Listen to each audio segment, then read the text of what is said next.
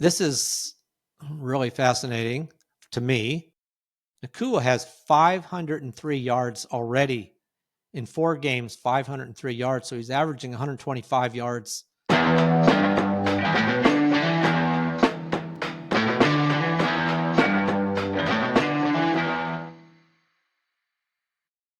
Welcome to Just the Stats NFL, the show that covers the NFL statistical leaders from the all-time greats to the current players leading the NFL. This is our standings and statistics episode. Every Wednesday, I'll be coming out with an episode based just on the standings and the statistics from last week and for the entire season up to this point. We'll be covering every team and player statistics, season trends. We'll look at the best fantasy players as well, see how that's changed from one week to the next. So with that, let's get started with this episode of Just the Stats NFL, and we will start with the stats. With the standings, I should say the standings actually, because they are starting to take shape a little bit. We'll start with the AFC East. Buffalo Bills already out to a 4-0 record. Only one of two teams that are undefeated, the other one being the Philadelphia Eagles. There was a lot more teams going into this past week, and they all fell by the wayside except for the Bills and the Eagles. So the Buffalo Bills 4-0, 2-0 in the division. The Patriots are trying to hang in there. They're 2-2 right now. Miami Dolphins and the Jets played on Monday night, and so one of them finally did rack up a win. That was the Miami Dolphins. They're third. The Jets are last. So right now, the Bills have this division pretty good hold on it right now. We'll see how it goes going into this upcoming week. All right, in the North, this one's all topsy-turvy. It's a little bit unbelievable, but Pittsburgh Steelers are 3-1 to lead the AFC North. They have not played a division game yet. They're the only team in this division that hasn't played a division game, so we'll see how it goes from there. But Cincinnati's 2-2, and honestly, I don't expect to see them moving too far. I don't expect too many wins out of them. I would say that. So far, Cincinnati's scored 61 points, but given up 119. Now, the Baltimore Ravens, they're in third, 1-3 right now. They're 1-0 in the division, though, so that's a key stat. And they will have a couple opportunities to play the Pittsburgh Steelers. But right now, despite the fact that Cincinnati's 2-2, I think this is a race between the Steelers and the Ravens. If the Ravens can get a healthy defense, they have so many defensive players out. And now, of course, Lamar Jackson's going to miss probably at least 1 week, maybe 2. We'll see. And then bringing up the rear is the Cleveland Browns. Amazingly, somehow they beat the Green Bay Packers in week 3 to get their one win. The Baltimore Ravens, they're 1-3, have scored 131 points, but have given up 133 points. That's just crazy to give up that many points. In fact, they've given up more points than any defense right now in the NFL, even more than the Dallas Cowboys. And yet, with scoring 131 points, they're third in the NFL in scoring. So they're even, they have to score more than 30-something points a game to win a game. They gave up 37 to the Kansas City Chiefs. But right now, Pittsburgh Steelers 3-1 in the North. In the South, this is looking like a two-man race, at least at this point. That's the Indianapolis Colts are 3-1. The Jacksonville Jaguars are also 3-1. Houston Texans 1-3.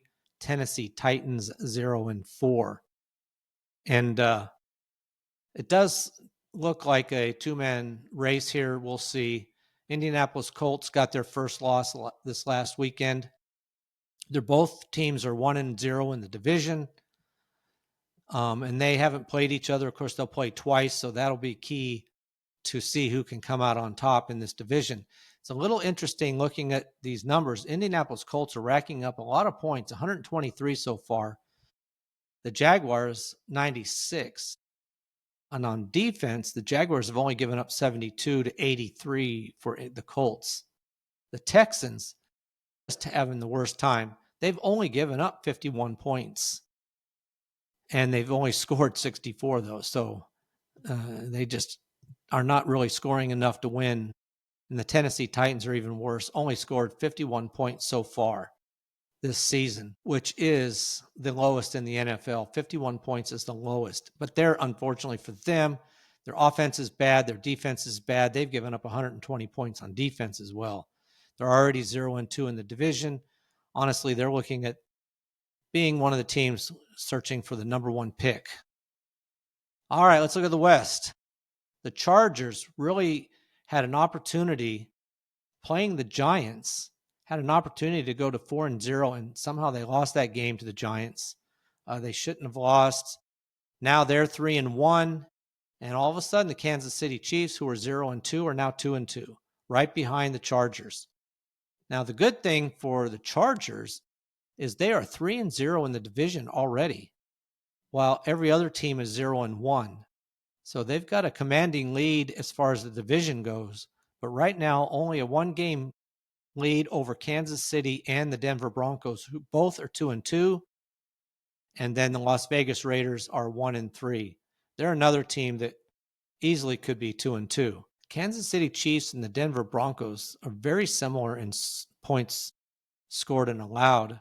Right now, Kansas City scored 97 points, given up 76. The Broncos have scored 96 points, but only given up 67. Pretty close there. That's the AFC. So we've got the Chargers in first, the Colts in first right now based on different reasons. They're both 3-1, but they're first. Pittsburgh Steelers are first, and the Buffalo Bills are first in each of their divisions. Now looking at the NFC East, the Philadelphia Eagles are 4-0. And already a 2-game lead on the Washington Commanders, who are 2-2. Dallas Cowboys are 1-2-1 with that 40-40 tie on Sunday night. And the Giants are 1-3. It's looking good for the Eagles right now. They're also 1-0 in the division, as are the Commanders. But already the Commanders are 2-2. So Eagles have a big lead there. Looking in the North, this is going to be a tough one the whole year around here, it looks like. Detroit Lions lead this division with a 3-1 record. Green Bay Packers are 2-1-1. Minnesota Vikings and the Chicago Bears are both 2-2. This is going to be fun. Every team has scored more than 100 points a game, so they're all averaging at least 25 points a game, leading the NFL in scoring with 137, and they've given up 88. Well, all these teams are similar in the points given up, except for the Bears, who have given up 117. White Lions right now are 3-1 in the division. They're 3-1 on the season, 1-1 in the division. The loss they had was to Green Bay, who is right now in second. Green Bay's 1-0 in the division, as is Minnesota. So this is going to be a close one all year long, and these in-division games are going to be huge as far as to who ends up first in this division. I mean, even the Chicago Bears are starting to look respectable here. Now, Minnesota is the one that may have a difficult time maintaining the pace. You know, after the first game of the season, when the Green Bay Packers beat the Detroit Lions, the Green Bay Packers, after their first two games, looked like they are headed for the Super Bowl. And then they lose to Cleveland, and then they tied Dallas. Green Bay's defense was supposed to be good. They give up 40 points to Dallas Cowboys team that didn't even have CeeDee Lamb playing. So I don't know what to think about the Green Bay Packers right now. We'll see. In the South, NFC South, Tampa Bay Buccaneers lead this division with a 3-1 record. Atlanta Falcons are 2-2. Carolina Panthers are 1-3. And the New Orleans Saints are 0-4. So right now, Tampa Bay looks like the best of the teams. I mean, they did lose last week, but it was against the Super Bowl champions of last year. Played them tough, had a chance to actually win that game.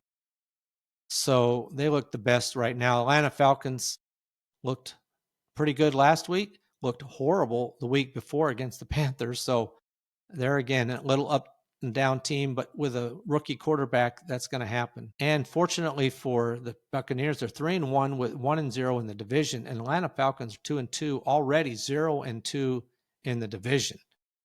So that's helpful to Tampa Bay. Now in the West, this is another tough one. You got two super tough divisions here, really, in the NFC. The North with the Lions, Packers, Vikings, and Bears, and then in the West with the 49ers, Seahawks, Rams, and Cardinals. The 49ers, Seahawks, and Rams are all 3-1.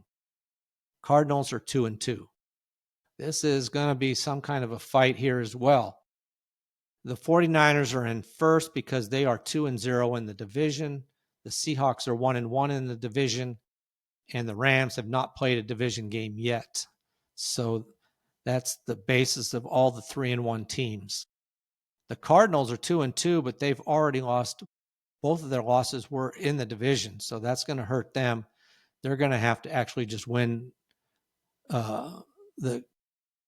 Probably have more wins than any of these other teams to maybe make it. So like I said, the West is a tough division as well, as is the North. And San Francisco, being 3-1, lost their first game last week to the Jaguars. But when they get back some of these players that they've been missing, they could be much more difficult to defeat. And the Rams are very good too. Their only loss was to the Eagles, and they had that game, appeared to have the game wrapped up, and somehow could not maintain their lead. All right, that is a look at the standings. So in the NFC, the Eagles, the Lions, the Buccaneers, and the 49ers are all in first place in their respective divisions. All right, let's look at the stats on these different players just from last week. Let's start with the quarterbacks. And this is fun because if you happened to listen to last week, you would have known that last week, one player, and that was Justin Herbert, passed for 300 yards, and he passed for exactly 300 yards. This week, we had 7 quarterbacks pass for over 300 yards, so it was a big difference. This week, Matthew Stafford led the way with 375 yards passing. Pretty big season, pretty big game for him. Carson Wentz for Minnesota threw for 350 yards, even though they ended up losing that game. Now, Jordan Love had 337 yards against Dallas in that crazy tie game. Bo Nix had 326 yards passing in a game where they dominated the entire game. You would have thought maybe they wouldn't have thrown it that much, but yeah, he had 329. And then Dak Prescott in the same game with Jordan Love, Dak Prescott had 319 yards.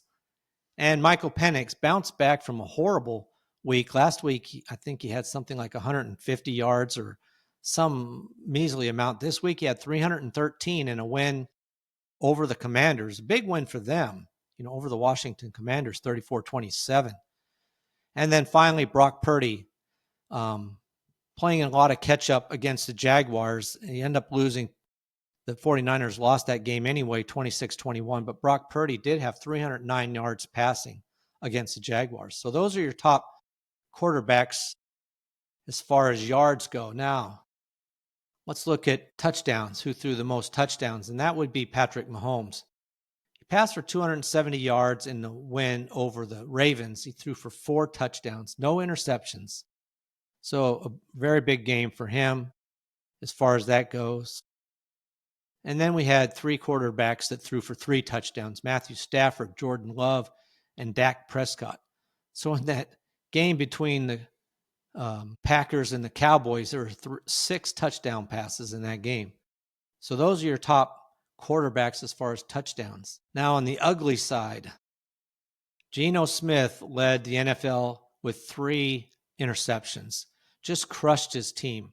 They lost the game 25-24, but he threw 3 interceptions, and they were all his fault. I mean, there was no receiver letting the ball hit his hands or anything like that. These are straight out interceptions by the defense. So he led the NFL with the 3 interceptions.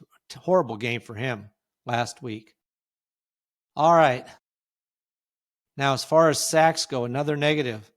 So while Carson Wentz was way up there with 350 yards, second leading in passing yards, he also led the NFL last week in sacks with 6. He was sacked 6 times, as was Kyler Murray, who only threw for 200 yards and yet was sacked 6 times. Those are your top 2. And Jackson Dart coming in third with 5. So those are your leading quarterbacks in their different categories. All right, let's look at the running backs here and see how they did this week. All right, leading them off, finally, Ashton Jeanty had a big game, the game everybody's been waiting for. He had 138 yards in the game against the Chicago Bears, and they lost that game, unfortunately. He did have a fumble early on a very terrible formation or call by the Raiders. I don't understand the call at the time of the game. I don't understand the blocking in the game if you ever get a chance to look at it when he made the fumble. But Ashton Jeanty did lead the NFL in yards with 138 over another rookie, Omarion Hampton, who had 128 yards. So you have 2 rookies up here. He had 128 yards in losing cause as well, unfortunately for these 2 rookies, losing to the Giants 21-18. But a good game for him. And Travis Etienne is back up here in the top 10 again. Another 100-yard game for Travis Etienne. He had 124 yards. So far this year, he's had 200-yard games. First game of the year, he had 143. So he's had 2 decent games so far. James Cook had another big game, or a good game, 117 yards in their win over the New Orleans Saints. And then J.K. Dobbins, the last of the 100-yard men this week with 101 in their win over Cincinnati. And honestly, he could have had a lot more. They just took all their starters out by the fourth quarter because the Denver beat Cincinnati 28-3. It wasn't pretty. They just dominated Cincinnati so bad that they let, other players get into the game. But those are your top 5 as far as yards go in this game. Now looking at touchdowns, only 2 players had 2 touchdowns. Kenneth Gainwell for Pittsburgh, because of the sudden not benching, but Warren, they didn't have him playing in this game. It was very last minute. Gainwell stepped in, had 99 yards, big game, 2 touchdowns in this game for him.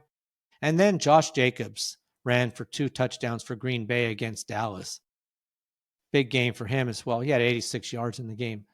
Those are your top 2 in the touchdowns. And like I said, Ashton Jeanty and Hampton were top 2 running backs in this game. 5 players ran for more than 100 yards in this game. All right, let's look at the receivers now. See who led in this category. And it's always Puka Nacua. You can just pretty much pencil him in every week. Guy had 13 receptions against Indianapolis in their win over Indianapolis 27-20. Puka Nacua for the Rams just has been incredible. 15 targets, 13 completion or receptions on 15 targets for 170 yards. We'll look at the yards as well. He'll lead in that category as well. The other wide receiver with more than 10 or more receptions was Justin Jefferson. So finally a big game for him. He had 10 catches on 11 targets for 126 yards. So good game for him.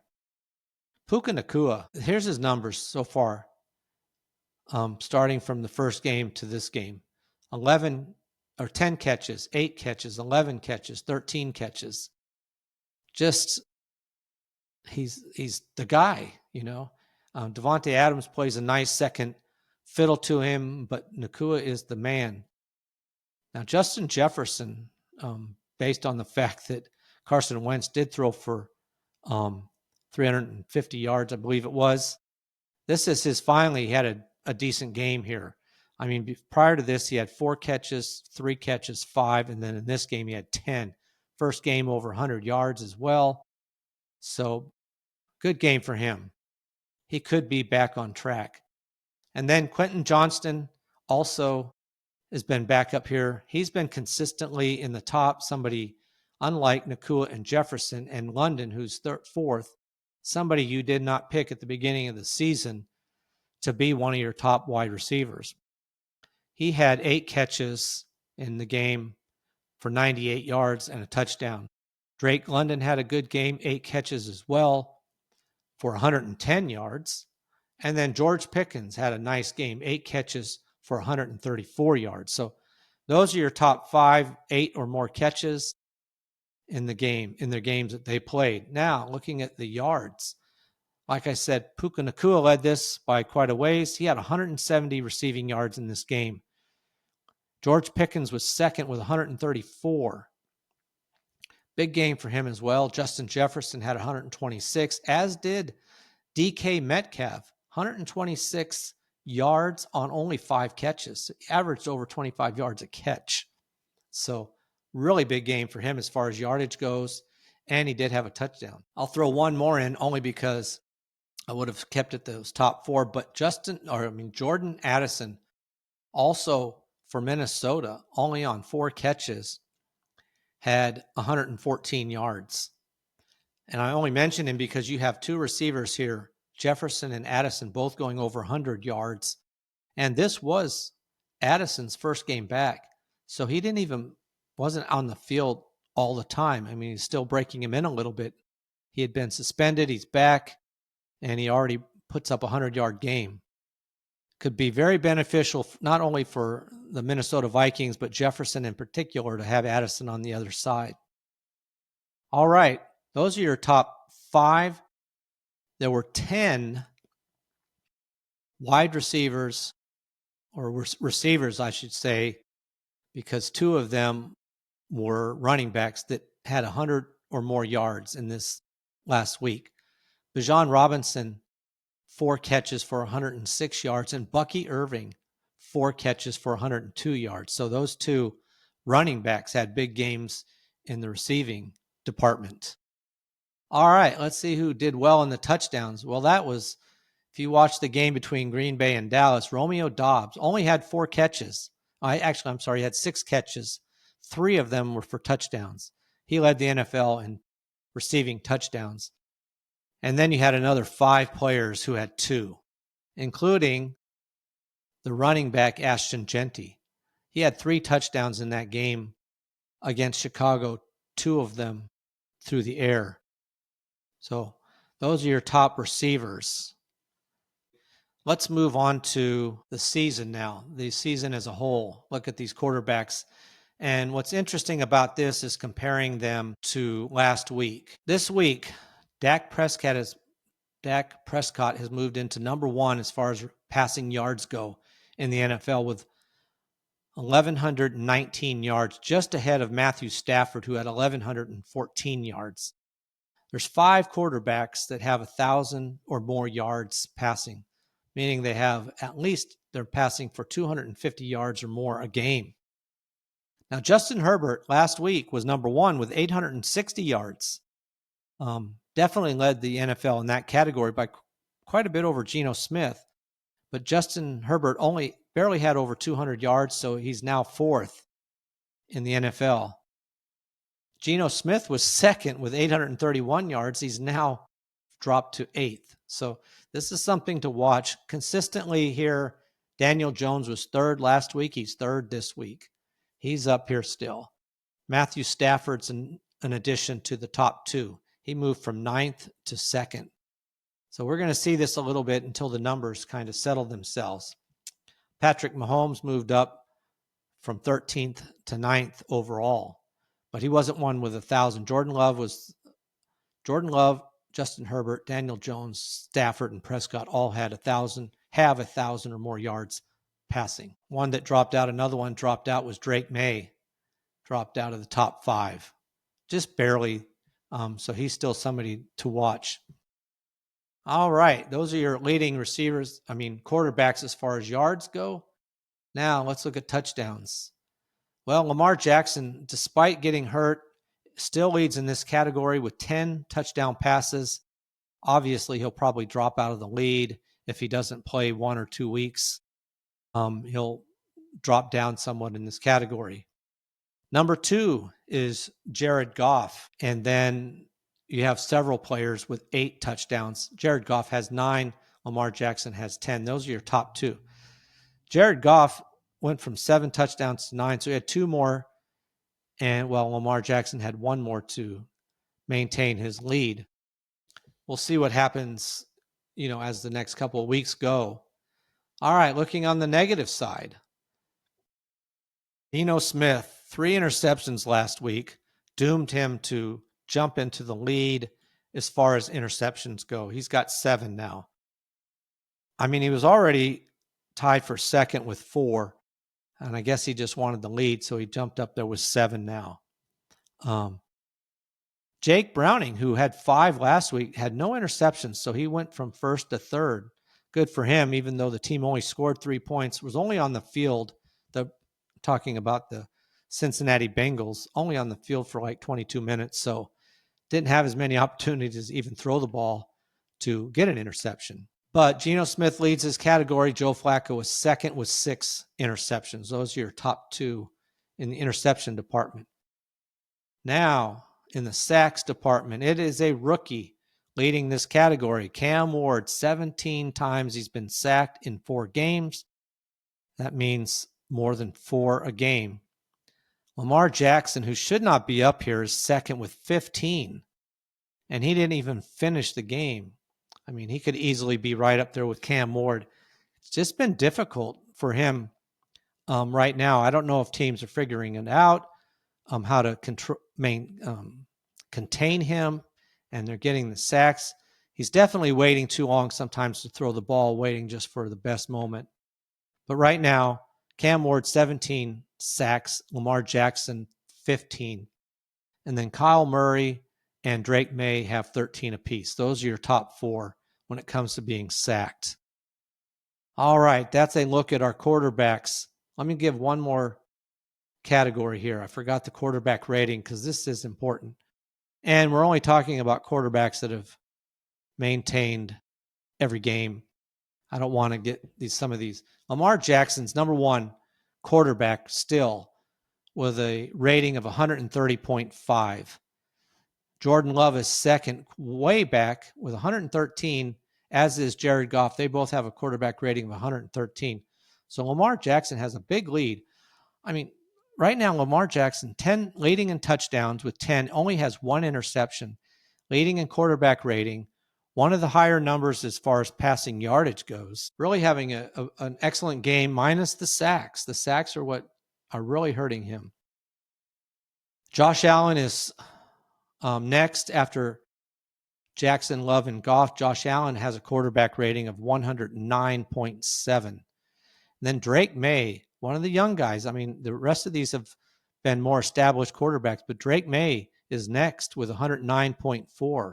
Those are your top quarterbacks right now in quarterback ratings. So it's nice to see Drake May, a young new guy, and doesn't even have that great of receivers, honestly. I mean, Stephon Diggs is their best, if you want to say that. So they could really use some help there, and they're still trying to figure out that running game. They've got a variety of 3 different running backs, in the backfield. So he's been playing quite well. One more I'll mention is Sam Darnold, who's after with 106.5. Very good for him, considering there was a lot of question marks around him and whether moving from Minnesota to Seattle would hinder or help him. And it doesn't seem to have hurt him a bit because he played so well in Minnesota. A lot of the question marks, was that a fluke or what? But he's been excellent in Seattle right now, passing for over 900 yards, 70% rate, only 5 touchdowns passing, 2 interceptions, but still 106.5 rating. So pretty good for him. All right, let's move on to the running backs and see who's leading the NFL in that category as far as rushing yards go. This has been interesting as well to watch. All right, Jonathan Taylor has still up there but so is James Cook. I'll be interested to see James Cook durability. I mean, one of the things last year, he had a good season as far as touchdowns go, but he played almost only half the snaps that somebody like Derrick Henry or Barkley did. So we'll see how he maintains this level of play. But right now, Jonathan Taylor went into the week number 1, came out number 1. He's got 414 yards now, rushing so far in 4 games. So he's averaging, over 100 yards a game, as is James Cook, who has 401. Those are your top 2 running backs right now. And interestingly, they're the top 3 are the same. Travis Etienne is number 3 with 394 yards, and they're the top 3 by 71 yards. Next up, number 4 is J.K. Dobbins with only 323. So Taylor, Cook, and Etienne have a huge lead over the number 4 ranked running back right now. And that's the way it was last week too. Those 3, Travis Etienne had a big 100+ yard game to keep him on pace with Taylor and Cook. Now, one of the couple to look at is Derrick Henry is 8th right now with 284 yards. And I only mentioned that he dropped from 4th to 8th. He only had 40 yards last week, 42. Because, last year he was, number 2 all time. I mean, number 2, him and Barkley had a huge lead over every other running back. But Derrick Henry has 284 yards so far. He's 8th. And then Saquon Barkley, he's 20th ranked running back right now with 237 yards rushing. Now, obviously, he does catch some passes as well, but the two top running backs from last year are not doing anywhere near what they did last year. This year, they're not doing this year what they did last year. And that was a question mark. When you have as many touches of the ball as they had last year, how would they fare this year? And maybe they'll pick it up as the season goes. Because honestly, Derrick Henry had 8 carries. That's all he had this last Sunday. And then Barkley, their offense right now, the Eagles, seems a little suspect. So we'll see what happens as the season goes. All right, let's look at the touchdowns. Who's leading in that category? And again, James Cook, 5 touchdowns to lead the NFL right now in touchdowns. Last year, he was tied for first with a couple of other players. And here he is again, leading the way with 5 touchdowns. And then you have 4 players that have 4. So James Cook is the leading guy in that category. All right, let's move on to the receivers, see who's leading the NFL. And it's going to be Puka Nacua. I mean, who else is it going to be? All right, I'm getting up both these lists because I want to see before this week. Puka Nacua, coming into this game, had a lead of 2 receptions over a tight end, Jake Ferguson, and 4 over a running back, McCaffrey. Coming out of this past week, he now has a 8 reception lead over the same 2 players. Jake Ferguson has 34 receptions. Puka Nacua has 42. So he's averaging over 10 receptions a game. Jake Ferguson has 34 and Christian McCaffrey has 31. Those are your top 3. Only players over 30 receptions so far. So they are dominating in the receiving department. Now, Nacua will be up there in yards. The other 2 will not. So let's look at the yardage situation. And it is Nacua. This is really fascinating to me. Nacua has 503 yards already in 4 games, 503 yards. So he's averaging 125 yards, a little over 125 yards a game. Jackson Smith-Njigba is second with 402. So he's averaging 100 yards a game. There's no one else over 400. In fact, there's no one else over 340 yards. So those 2 have big leads over the 3rd-ranked receiver, which is Quentin Johnston for the Chargers. So right now, Smith-Njigba and Nacua are the top 2, with Nacua having a 100-yard lead over the second best player as far as receiving goes. Now, the difference here, Nakua has 42 receptions. Smith-Njigba has only 26. He's averaging 15 and a half yards a reception. Now, Christian McCaffrey has 8. He's ranked 8th right now in receiving yards with 305 as a running back. So that's pretty decent when it comes to the running back category. All right, let's look at one more category in this, and that is touchdowns. And this is where Amon-Ra St. Brown steps up with 6 touchdowns so far this season. So he's averaging a decent amount of touchdowns in 4 games, 6 already. Romo Odunze for Chicago has 5. Those are your top 2 wide receivers as far as touchdowns. Receivers, period, as far as touchdowns go. All right, that is a look at, All right, that is a look at the numbers. Now, look at some fantasy leaders here. Let me get that up here. Right now, looking at the quarterbacks, Josh Allen has moved into the lead as far as fantasy points go over Lamar Jackson, who was number 1 last week. Josh Allen has 2 top 5 weeks, 3 top 12. Lamar Jackson, 3 top 5. So he's the only quarterback that's been in the top 5 every week this season. And then Josh Allen twice in the top 5, as has surprisingly Daniel Jones. He's been one of these receivers that, quarterbacks that has been a surprise. And he continues to play well. Those are a couple of your leading quarterbacks. Now, like I said, Drake May has been in the top 12 every week. He's been one time in the top 5. He's the 5th ranked quarterback with 83 points to the 98 that Josh Allen has, 93 that Lamar Jackson has. They're the top 2. Only 2 quarterbacks over 90. Now, Patrick Mahomes, with the big game against the Ravens, whose defense is the worst, has jumped up to 3rd with 88 points. And then Jalen Hurts has 84. And Drake May is 5th with 83. Then you have another young player, Caleb Williams, who's 6th. So those are your top 6. The only players over 80 fantasy points. You might be able to pick up Drake May or Williams still in a few leagues, depending on how many teams are in your league. All right, let's look at some of the running backs here. Well, Christian McCaffrey leads this category with 96 points. James Cook is 2nd with 91. Only running backs with 90-plus points. Jonathan Taylor has 89.7, so he was close. Now, I'll remind you that this is PPR numbers I'm using. Now, so far, Christian McCaffrey and James Cook have been in the top 12 every week this season. All 4 weeks, they've been top 12. As has Bijan Robinson, though he has a few less points. He's also the only other running back to be in the top 4 every week this season. So really impressive there. The surprise player on this list is number 6, Javonte Williams, who everybody was wondering how he would do. He's ranked 6th. He's been in the top 12 twice this season so far.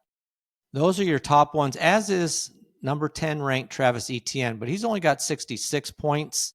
He has been top 10 once, but he's been a surprise player that if you can pick him up, it might be too late, obviously, to pick him up, but he's been a good running back as well. Ashton Genty finally had a top 10 this past week. He'd been looking for him to have a breakout game, and he finally did it. One disappointing one is J.K. Dobbins. He's 14th right now, only has 57 points, no top 12s. He probably would have had a top 12 last week, but they sat him down after the big lead that the team had. He has had 3 top 24s, though. All right, those are some of your running backs. Looking at the wide receivers, well, Puka Nacua, huge lead over anybody else, and it is, again, him and Amon-Ra St. Brown, but Nacua has 109.5. This is more points than anybody else in the NFL, including quarterbacks. 109.5 points. He's been top 12 every week this season. Incredible player. St. Brown has 94.5. Another good score, honestly. He's been top 12 3 times. So there's a 15-point gap between number 1 and number 2, and then there's another 15-point gap between number 2 and number 3, which is Romo Odunze with 79.6. He's had one top 12. So St. Brown and Nakua are dominating this category. Now, Quentin Johnston's been a big surprise this season after last season. He's had two top 12s. He's fourth right now with 79.5 points. Somebody, I don't know if you can pick him up. He might be able to. George Pickens, now that Lamb is out, I expect to see him moving up this list. He had his first top 12 this Sunday night. And then Smith-Njigba, despite some of the yardage he's putting up, he's had two top 12s in 4 games right now. He's got 71 points. And then a rookie, Emeka Egbuka, is 8th, playing for Tampa Bay Buccaneers. He's having a very good season. He's got 71 points. That only 8 players have 70 or more points so far. He's had 2 top 12s as well. Those are a look at your top wide receivers. We'll look at one more category, tight ends, and this is Jake Ferguson. And it had been Juwan Johnson, but he's dropped down all the way to 7th now. Jake Ferguson has held on to this number 1 spot for 2 weeks in a row, and he's had 3 top 5s as far as tight ends go. He's got 62.3 points, which is 9 points better than Hunter Henry for the Patriots, who has 53.4, and he's had 1 top 5. There's only been the one you would definitely expect to see up here is 3rd, and that's one of the two you would expect to see up here, and that's Trey McBride, has 53.4 points with 1 top 5. The rookie Tyler Warren, already 4th right now with 51.9, has 2 top 5, so he's looking pretty good this year. And Juwan Johnson, like I said, dropped all the way to 7th. He still has had 2 top 5s in 4 games, but last week was not one of those. One last one we'll mention that's because you expect to see him at number 1 or 2 along with Trey McBride, and that's Brock Bowers, is 9th right now. Only has 41.5 points. He's got 1 top 5 so far, and actually only 1 top 12. Is one, so he needs to see some improvement with him. I'm hearing rumors that he's been playing injured, so we'll see what happens.